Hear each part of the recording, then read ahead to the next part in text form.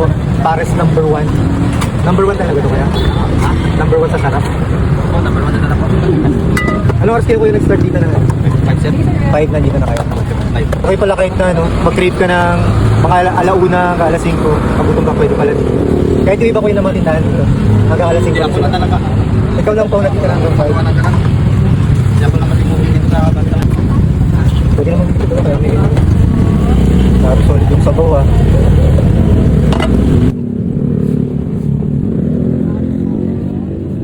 Okay, try naman natin yung beef pares dito. Kita nyo yung mga taba. 60 pesos lang. Tapos meron ka ng plain rice. Try natin dito. Try muna natin ng walang rice. Try muna natin sabaw. Tsaka init. Yun yung texture ng sabaw. Medyo lap lang pero okay lang. Hindi naman siya maalat.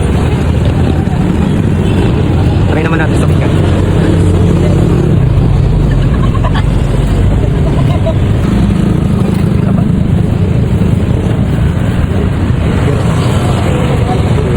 Hindi gusto pa talaga sobrang init.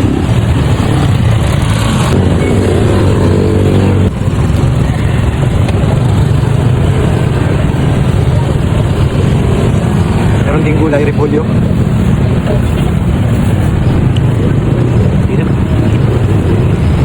Ako na rin 60 pesos. Not bad. Tapos meron din siyang beef talaga.